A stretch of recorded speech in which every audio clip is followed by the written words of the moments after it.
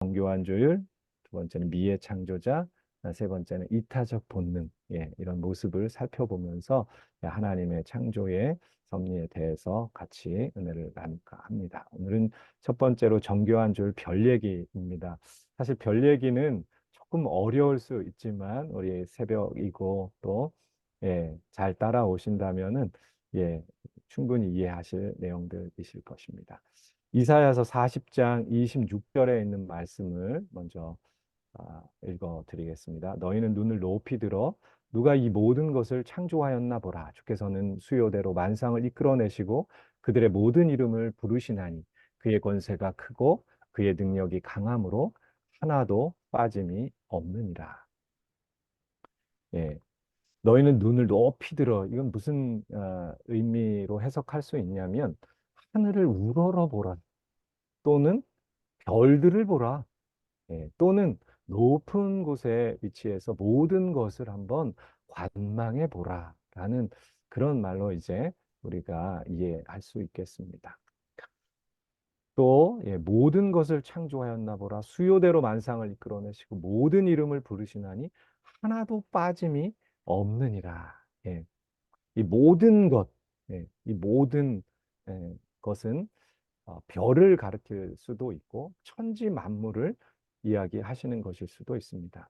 창조하셨을 뿐만 아니라 이끌어내시며 우리를 인도하고 계시는 분, 모든 이름을 부르시며 중보하시며 돌보시는 분, 하나도 빠짐없이 하나하나 완벽하게 창조하신 분이라는 그 내용을 또 이 성경절에서 우리가 생각해 볼 수가 있습니다. 시편 19편 1절에는 하늘이 하나님의 영광을 선포하고 궁창이 그의 손으로 하신 일을 나타내는도다. 하늘의 별을 보면 주님의 영광과 그의 만드신 것을 우리가 알아갈 수 있다라고 이렇게 이해할 수 있죠.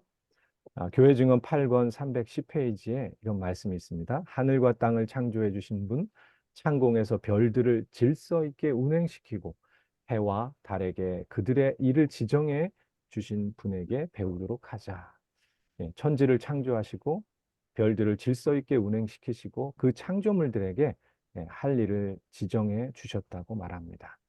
우연히 이 땅에 모든 것이 존재하는 것이 아니라 모든 만물은 목적을 가지고 창조하셨다는 말씀입니다. 욥기에는 이런 말씀이 있는데요. 욥기 38장 4, 5절에 내가 땅에 기초를 놓을 때 내가 어디 있었느냐 내가 깨달아 알았거든 말할지니라. 누가 그 도량을 정하였었는지 누가 그 준승을 그 위에 띄었는지 내가 아느냐. 욥기는 욥에게 허락하신 그 재난에 대하여 그리고 하나님에 대하여 욥과 그의 친구들이 왜 이 고통이 왔고 이 고통을 주신 하나님은 이런 분이야 하면서 자신들의 주장을 이야기하는 그런 내용이 이제 대부분을 차지하고 있고 이제 마지막 부분에 하나님께서 자신을 직접 아주 자세하게 당신이 창조의 하나님으로 소개를 하고 계십니다.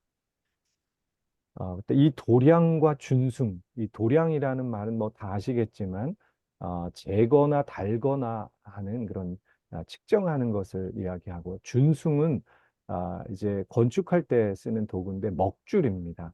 쌓거나 자르기 위해서 쓰는 그런 도구입니다.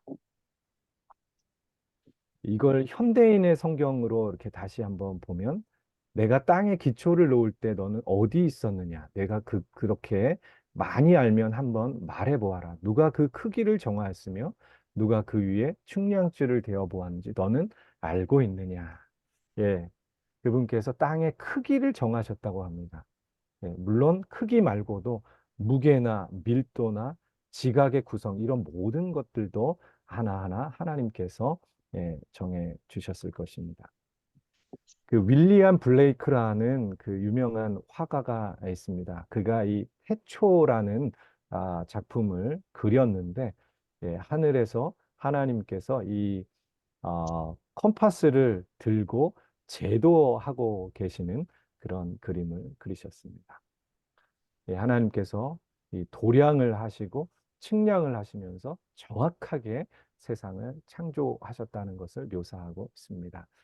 지구의 크기는 그게 극으로 이렇게 잴 때와 적도 방향으로 잴 때가 조금 이렇게 차이가 나는데 굉장히 빠른 속도로 지구가 자전을 하고 있기 때문에 적도 쪽이 조금 더 이렇게 타원형으로 길게 뭐한 20km 정도 더 깁니다. 물론 지름으로 하면 한 40km가 더 길게 되겠습니다.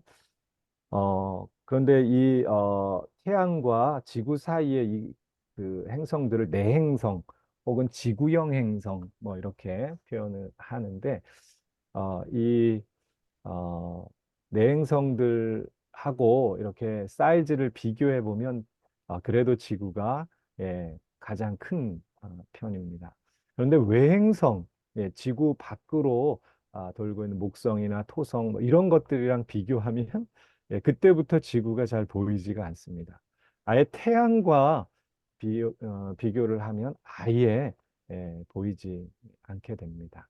목성은 지구 지름의 한 11배 정도 크고 부피비로는 약 1,400배 정도가 큽니다. 이 태양과 비교를 이렇게 해보면 지름으로 지구가 109개가 이렇게 나열될 수가 있습니다. 부피로는 거의 130만 개에서 140만 개의 지구가 이 태양이라는 가방 안에 쏙 들어갈 수가 있습니다. 그래서 태양이 농구공이면 목성은 포도알 정도 되고 지구는 좁쌀 정도 됩니다. 그러니 이 태양에 있는 이 흑점보다도 훨씬 작을 때가 많이 있습니다. 어, 그런데 우리 태양계가 속해 있는 우리 은하의 지름은 약 10만 광년 정도 그렇게 됩니다. 빛으로 이 끝에서 저 끝까지 10만 년을 가야 이 지름을 통과할 수가 있습니다. 제가 20년 전에 이 과학관에 처음 왔을 때 이 한 은하의 별의 개수가 한 1,000억 개 정도라고 이렇게 했습니다. 그런데 이제는 한 1조 개 정도라고 이렇게 합니다. 별의 수가 10배가 늘었습니다. 정확하게 얘기하면 늘어난 것이 아니라 이 과학기술의 발달로 별들을 이제 발견해낸 거죠. 앞으로도 하나님의 창조 세계가 얼마나 크고 경이롭게 발견될지가 기대됩니다. 우리 태양은 아, 우리 은하의 주변부에 있는데 이 중심부에서 약 3만 광년 떨어진 나선 8이라고 하는 부분에 있다고 이렇게 알려져 있고 이건 아까 보여드렸던 천여자리 그 네. 은하 단인데 여기에 180개 정도의 은하가 있습니다. 그러니 별들이 정말 천문학적으로 많습니다. 어, 이 10만 광년 되는 이 은하를 예, 1조개가 되는 태양이 있다고 했잖아요. 근데 이 태양이 한 54개 정도로 이렇게 나열할 수 있는 그런 크기로 이렇게 축소한다면 우리 지구의 모습이 어떤 모양으로 변할 어떤 크기로 우리가 표현할 수 있냐면 이렇게 모래알로 이렇게 표현할 수 있다고 합니다. 이 모래알의 크기가 1mm 그 정도밖에 안 된다고 합니다. 하나님께서는 이 우리 은하 안에서도 지구를 아주 티끌같이 엄청나게 작게 그렇게 사실은 만드셨습니다. 그래서 이 사실을 깨달았던 그 일본의 천문학자가 예, 아, 이 우주에서 태양도 별것 아니고 지구는 더군다나 먼지 같고 그 안에 사는 나는 정말 아무것도 아니구나. 정말 있으나마나한 존재라고 생각하고 스스로 목숨을 끊었다라는 그런 이야기가 있습니다. 그러나 창조주 하나님을 믿는 우리는 어떻습니까? 그분을 아버지로 모시고 사는 우리는 아버지가 만드신 창조 세계가 크면 클수록 더 기쁘고 더 좋은 겁니다. 뭐 말하자면 아버지 재산이 1,000억이었는데 이제는 1조랍니다. 근데 이 1조가 아니라 1조가 되는 이 땅이나 빌딩이 1조 개가 더 있다고 하니 얼마나 좋습니까? 우리는 이 초라한 존재가 아니죠. 정말 왕 같은 존재입니다. 그 크신 하나님께서 우리를 양자 삼으시고 우리를 상속자 삼으셨다고 이렇게 말씀하시는데 로마서 8장에 보면 너희는 다시 무수하는 종의 영을 받지 아니하고 양자의 영을 받았으므로 우리가 아빠 아버지라고 부르짖느니라. 보라 아버지께서 어떠한 사랑을 우리에게 주사 하나님의 자녀라 일컬음을 얻게 하셨는고. 우리는 예, 이 우주의 고와 같은 존재가 아니라 이 우주를 정말 그 넓고 광대한 능력으로 창조하신 그 하나님께서 에, 우리를 아버지라고 부르도록 허락하셨고, 우리를 양자 삼아 주셨습니다. 그래서 우리는 무엇이든지 원하는 대로 구하라고 예, 그 말씀을 들을 수 있고 너희가 기도할 때 무엇이든지 맞아요. 믿고 구하는 것은 다 받으리라 말씀하셨고 구하라 그리하면 받으리니 너희 기쁨이 충만하리라 라고 이렇게 말씀하셨습니다. 구하지 않으면 받았는지 모릅니다. 구한 사람은 그분이 계신 것을 알고 받은 것에 감사하며 찬양하며 살 수 있습니다. 어떤 분들은 어차피 주실 건데 뭐 애써 구하냐고 그렇게 이야기합니다.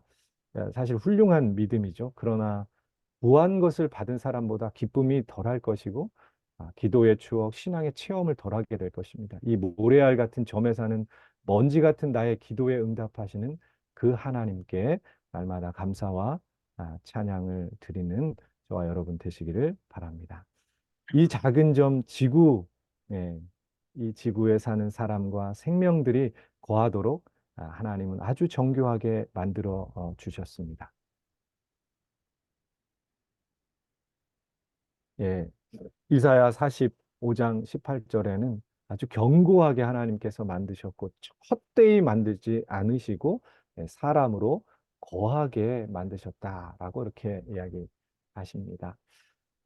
예, 이 아이들이 굉장히 좋아하는 이런 곤충들이 있습니다. 사실 장난감이 아니라 하나님께서 디자인하고 하나님께서 생각하시고 하나님께서 보완해 내신 그런 아주 귀여운 그런 예, 존재, 바로 곤충들입니다. 예. 이런 깜찍하고 예쁜 그런 생물들이 살기 위해서는 지구의 환경이 아주 중요하겠죠. 여러분들 이미 다 뭐 몇 번씩 들어서 아시겠지만, 지구는 이 중력, 또 하루의 길이, 그리고 기온, 평균 기온이 15도 정도 되죠. 또 기압, 또 먹는 물, 예, 대기도 78%의 질소 분자, 21%의 산소 분자, 또 1%의 물 분자, 그리고 이산화탄소, 아르곤 뭐 이런 것들이 아주 미량으로 이렇게 존재하게 되는데 이런 것들이 생물이 살아가는데 특히 저와 여러분이 살아가기에 아주 안성맞춤의 조건이 된다는 것입니다. 어, 만약 지구를 떠나 아, 다른 행성을 찾아간다면 딱 이런 조건을 가진 그런 행성을 찾아내면 됩니다. 근데 지구를 떠나는데 이런 행성을 못 찾으면 이런 조건을 만들어서 살아야 되는데 돈이 굉장히 많이 들겠죠. 이런 인큐베이터와 같은 지구가 만들어질 수 있는 것은 행성의 질량이나 크기나 온도 이런 거와 굉장히 관계가 있습니다. 수성은 지구와 단 하나라도 같은 게 거의 없습니다. 그러니까 여기에 생명체가 살 수가 없고요. 금성은 크기가 굉장히 비슷합니다. 그래서 중력이 비슷하고 그렇지만 태양과의 거리가 지구 70% 정도에 위치해 있기 때문에 1년이 엄청 빠르고 또 기온이 464도에 이르고 기압도 높고 또 대기는 이산화탄소로 주로 이루어지게 되어 있습니다. 또 이 화성은 지구 지름의 절반 정도밖에 되지 않습니다. 이 목성은 또 엄청 크고요. 중력도 우리 2배 정도 되고, 기압은 1000배 이상 됩니다. 그래서 우리가 정말 땅콩만하게 이렇게 작아지게 될 거고, 대기는 수소나 헬륨, 우리에게 필요 없는 것들로 이렇게 구성이 되어 있고, 물도 없습니다. 보기는 아주 예쁜 그런 대상이지요. 네. 실제로 근데 망원경으로 보면 이렇게 보입니다. 과학관에서 이렇게 사진처럼 보여달라고 하는 분들이 있는데, 실제로는 이렇게밖에 볼 수가 없고 대부분은 사진 말이죠. 토성은 또 마찬가지로 크기가 지구의 9배 정도 이렇게 크고, 중력은 지구와 아주 좀 비슷하기는 합니다. 가스덩어리로 이루어져 있고, 그러나 대기압이 또 얘도 지구의 1000배 정도 됩니다. 이 크기와 또 구성 물질, 또 거리, 이런 모든 것들이 이 생명체가 살아가는 것에 아주 밀접하게 관계가 되어 있는데, 이 달은 사실 우리 지구 주변에 있기 때문에 거리는 지구와 뭐 똑같다라고 이렇게 할 수가 있겠습니다. 그러나 얘는 너무 사이즈가 작아요. 지구의 4분의 1 정도의 지름을 가지고 있어서 중력은 0.15배, 아주 뭐 중력이 거의 없어요. 그래서 몸무게가 거의 거기 가면 4분의 1로 준다고 하죠. 6분의 1인가요? 어, 그래서 이 대기를 붙잡아 둘 수가 없습니다. 이 중력이 약해서. 그래서 아예 기압이 없습니다. 대기가 없고. 그리고 기온은 평균 기온이 영하 137도.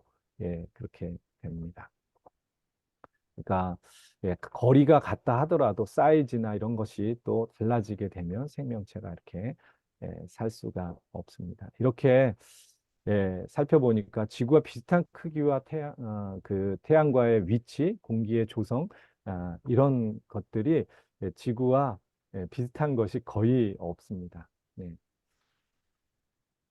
이 지구는 우리 은하에서도 정말 모래보다도 작은 티끌과 같지만 사람으로 거하게 지으시기 위해서 아주 정교하게 그 위치와 크기와 질량 이 모든 것을 하나님께서 정해 주셨는데, 이렇게 생명이 살도록 지구가 만들어지기 위해서는 우주에 작용하는 많은 힘들이 정확히 이 지구라는 한 점에 딱 맞아 떨어져야 된다라고 과학자들은 그렇게 이야기를 하고 있습니다. 우주의 힘에는 이 4가지 힘이 있다라고 이렇게 과학자들 이야기를 하는데, 이 강한 핵력, 전자기력, 또 약한 핵력, 중력 이런 것들이 있는데, 강한 핵력이 굉장히 큰데 이 양성자를 묶어주는 그런 힘이라고 하고, 상대적으로 가장 약한 것이 중력입니다. 중력은 강력에 비하면 저렇게 10의 마이너스 39승, 정말 굉장히 약한 그런 힘을 가지고 있는데, 예, 이런 모든 힘들이 사실 다 이렇게 정교하게 조율돼 갖고, 저기, 예, 그 가운데 아주 모래알 같은 그런 작은 점에 딱 이렇게 조율이 되어야지만 거기에 생명이 살아갈 수 있는 공간이 되는데, 어느 한 힘이라도 한쪽으로 치우치게 되면은 생명이 살아갈 수가 없다라고 하는 것입니다. 우리가 이제 중력을 뭐 익히 잘 알고 계시고 익숙하지요. 지구가 돌고 있기 때문에 이 원심력 밖으로 튀어나가려고 하는 그런 탈수기에 물이 튀어나가는 그런 원리가 이제 원심력인데, 이 원심력과 지구가 당기는 그 힘의 합이 바로 이제 중력인데, 어, 이 중력이 우주의 힘 중에는 정말 정말 그런 약한 힘인데도 불구하고, 이 지구가 만들어질 때 이 중력이 굉장히 강했다면, 그 지구가 만들어지기 전에 붕괴되어 버리고 말 것이다 라고 이렇게 과학자들이 이야기하고, 너무 작으면 아예 압축해서 별들을 만들어낼 수 있는 그런 힘이 아예 없어졌을 것이다 라고 이렇게 또 이야기를 합니다. 지구는 매일매일 이렇게 돌고 있죠.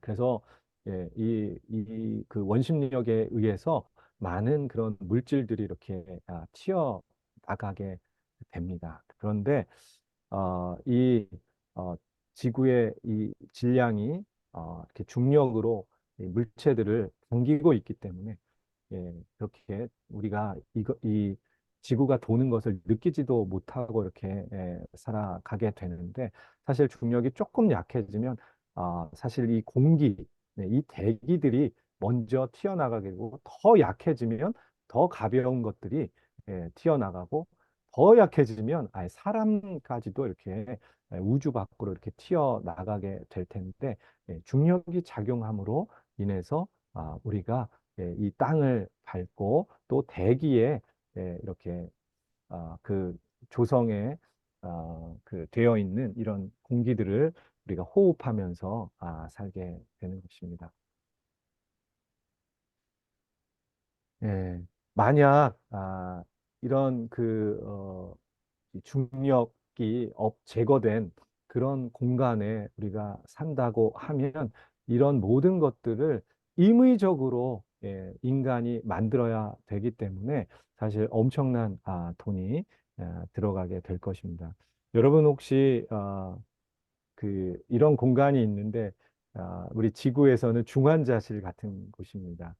집중 치료하시는 곳인데 이런 곳에는 환자가 호흡하는 것, 먹는 것, 마시는 것, 때로는 맥박이 뛰는 것까지 기계에 의존해서 사시게 되죠. 이런 장치들을 사용하는데 값이 굉장히 많이 들어갑니다.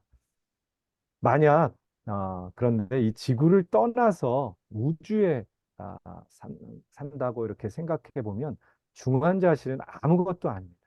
예, 우선 우주복을 구입하는 데만 수백억을 써야 합니다. 우주에서 볼 때 아주 작은 점과 같은 지구지만 이곳을 떠나는 순간 이런 불편한 옷을 입고 살아야 되는데 이 돈으로 따져보면 이 우주복 하나 사는데 실내에서 입는 선내에서 입는 옷만 한 100억 정도 들어간다고 이렇게 하고 우주선 밖에서 입는 것은 최근에 이제 한 40년간 똑같은 우주복을 입었다라고 이렇게 합니다. 우주복이 한 30여 벌 정도 이렇게 되는데 작년에 비로소 이제 새로운 신상 우주복이 이렇게 나왔는데 그 우주복 값이 선 외에서 입는 것이 한 3천억 정도 이렇게 된다라고 합니다. 이 돈이 없으면 예, 죽을 수밖에 없습니다. 왜 이렇게 비싸겠습니까? 하나님께서 하고 계신 것을 사람이 다 해야 하니까 그렇습니다.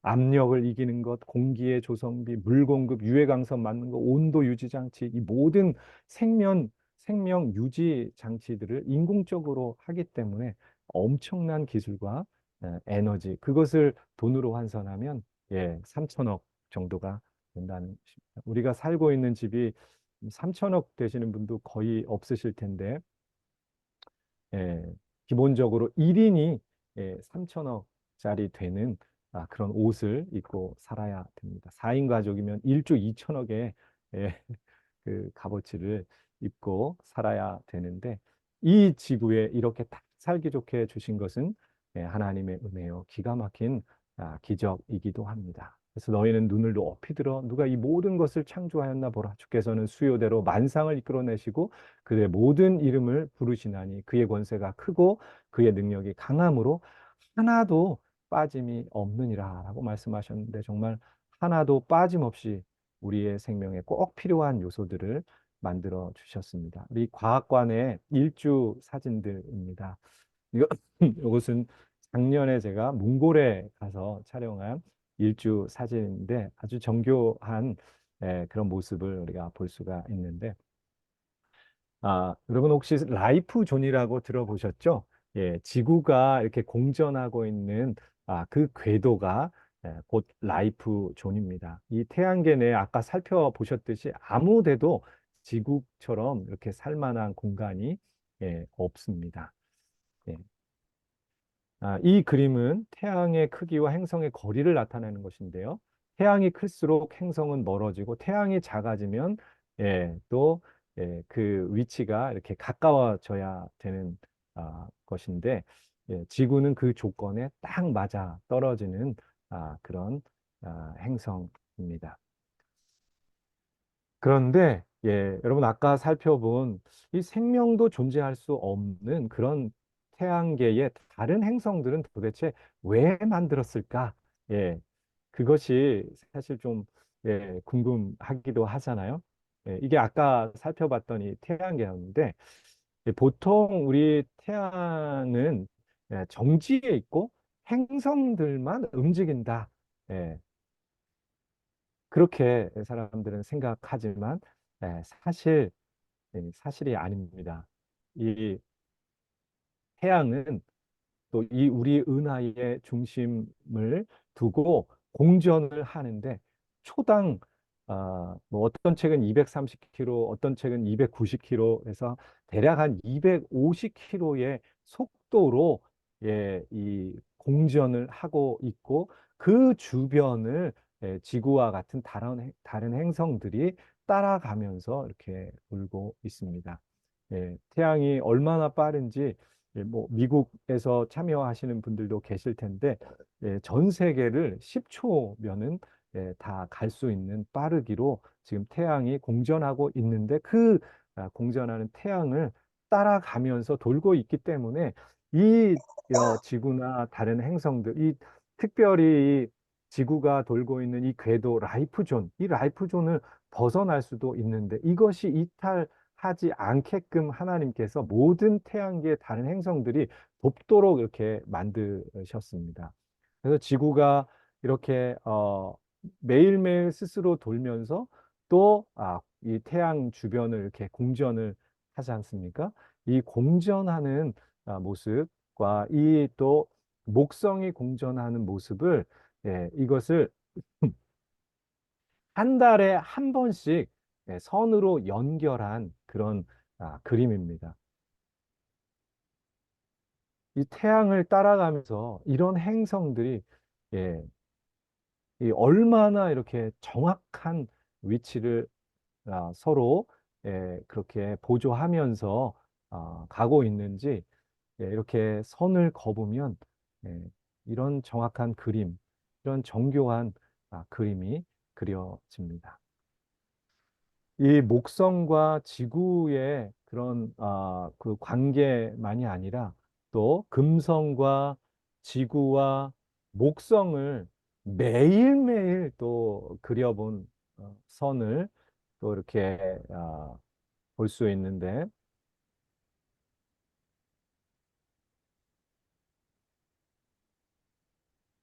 한 달, 또 1년, 또 10년, 시간이 지나면 지날수록 세상의 모든 질서들은 흩어진다라고 이렇게 엔트로피가 증가한다라고 이렇게 무질서도가 증가한다고 이렇게 하는데 이 하나님께서 만드신 이 태양계를 보면 예, 시간이 지나면 지날수록 그 정교한 아름다움, 예, 그 질서를 확인할 수가 있습니다. 그냥 백지 위에 그리는 그림도 이렇게 정교하게 그리기가 쉽지 않을 것입니다. 그런데 초당 수백 킬로미터로 움직이는 태양을 따라가면서 또 태양 주변을 돌면서 스스로 뱅글뱅글 돌면서 어떻게 저런 정교한 그림을 저 우주 허공에 그림을 그릴 수 있을까? 이것은 그냥 자연 법칙에 의해서 그냥 자연스럽게 고유한 힘으로 이렇게 움직이지 않습니다. 그렇게 생각하는 사람들이 많지만 구조화 선지자에 보면 많은 사람들은 물질은 활력을 소유하고 있다고 가르친다. 즉 물질에는 어떤 특성이 주어져 있는데 그것은 그 고유한 에너지로 활동하도록 되어 있으며 천연계의 운행은 철칙에 따라 행해지고 있으며 이 법칙은 하나님 자신도 간섭하실 수 없다고 가르치지만 그것이 아닙니다. 그분의 기운은 아직도 그분의 창조물을 붙드시는데 행사되고 있다. 맥박이 뛰고 호흡이 계속되는 것은 한 번 시동 걸린 기계 장치가 고유의 기운으로 계속적으로 움직이기 때문이 아니다. 모든 호흡과 심장의 고동은 우리가 그를 힘입어 살며 기동하며 있는 그분의 편만한 돌보심의 증거입니다.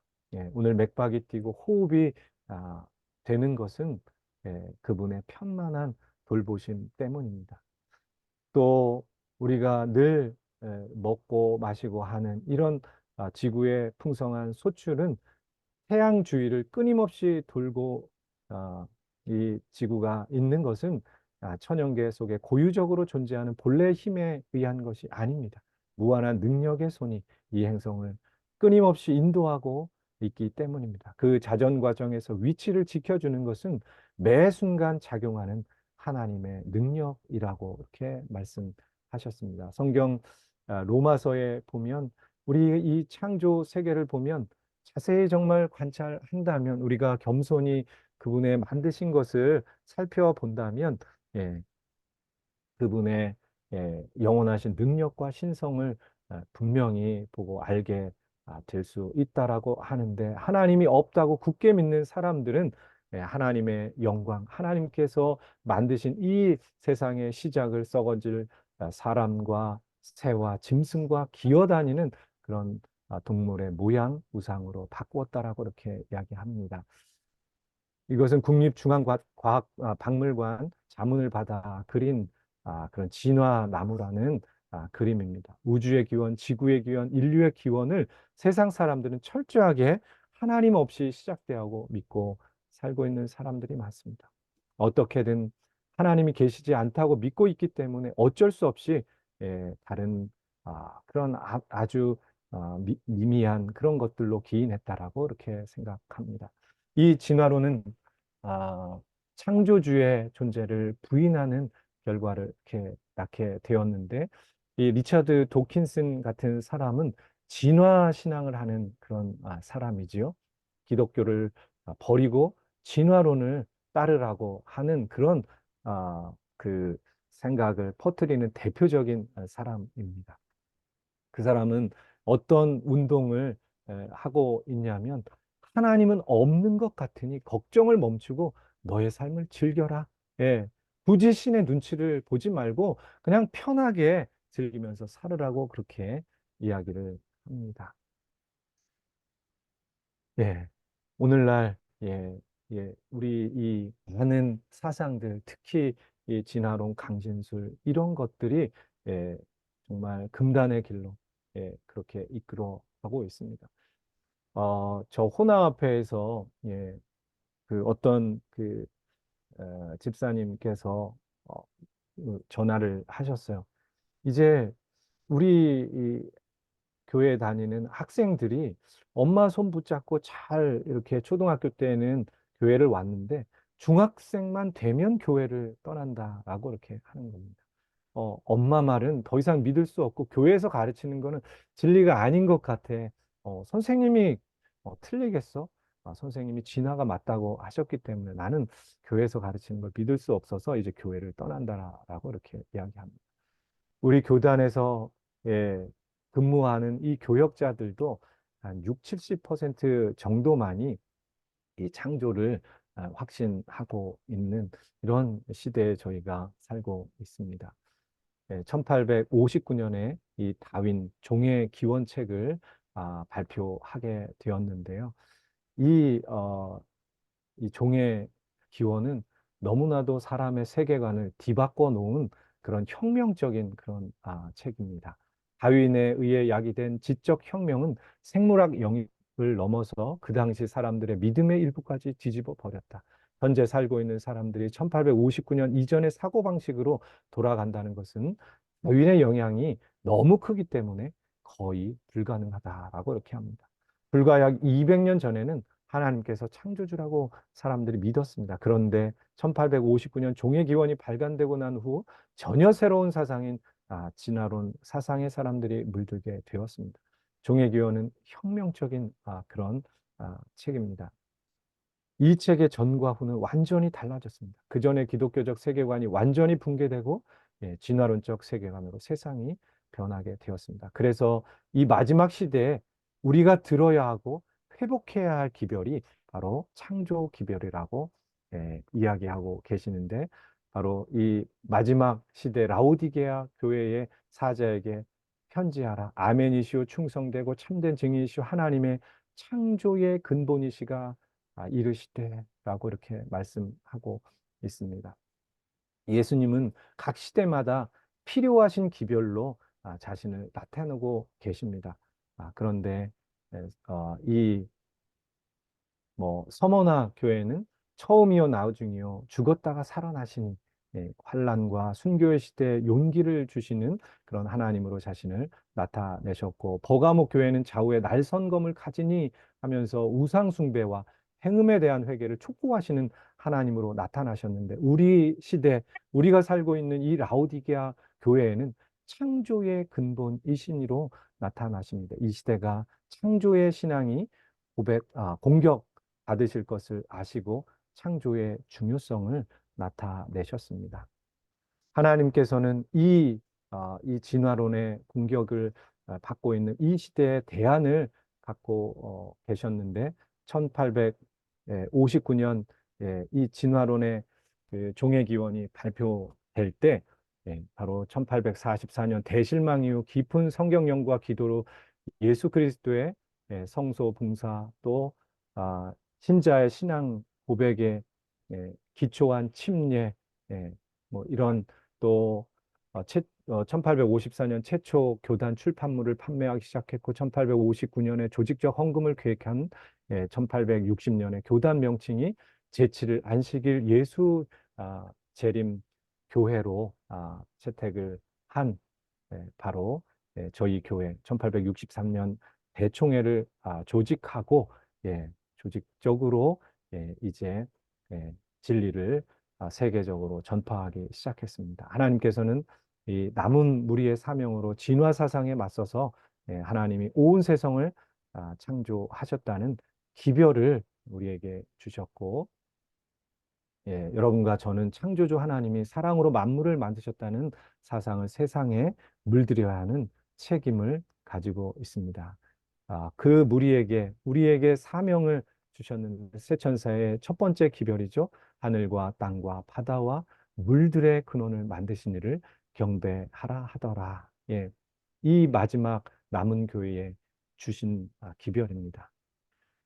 이 창조의 기별은 우리의 전해야 할 그런 으뜸 기별이라고 이렇게 할 수가 있는데, 이 안식일을 제정한 목적 중에도 일곱째 날에 안식하신 후 하나님께서는 사람을 위하여 그날을 안식의 날로 성별하셨다. 창조주의 모본을 따라 사람은 이 거룩한 날에 휴식할 것이었는가. 이는 그가 하나님과 하늘과 땅을 바라볼 때 하나님의 위대한 창조 사업을 회상할 수 있도록, 그리고 하나님의 지혜와 선하심의 증거를 바라볼 때 그의 마음이 창조주께 대한 사랑과 순경심으로 가득 차게 될 수 있도록 하기 위함이었다. 에덴에서 안식일을 아담 하와에게 주셨는데, 그 이유는 위대한 창조 사업을 회상할 수 있도록 창조물을 바라볼 때 하나님에 대한 사랑과 순경심으로 가득 차게 될 수 있기 때문이라고 이렇게 말씀하고 있습니다. 안식일은 창조력의 기념일이므로 그날은 다른 어떤 날보다도 하나님께서 만드신 만물을 통하여 그분을 아는 날이 되어야 한다. 창조의 안식일이 우리 교회에서 회복되기를 진심으로 바랍니다. 우리는 일요일 대신에 토요일을 안식일로 지키는 것이 아니라 창조의 기념일로서 근본적으로 안식일을 회복해야 합니다. 우리는 자칫 토요일에 예배를 드린다고 안식일을 다 지킨다고 생각하지만 절대 그렇지 않습니다. 창조의 기념일로 보내지 않는다면 안식일의 목적이 다 이루어지지 않는다고 하셨습니다. 우리가 속한 교회가 또 어떻게 창조의 기념일로 보내야 할지 고민하시면서 안식일이 기쁘고 행복한 창조의 기념일로 지게 되기를 간절히 바라면서 오늘 말씀을 마치겠습니다.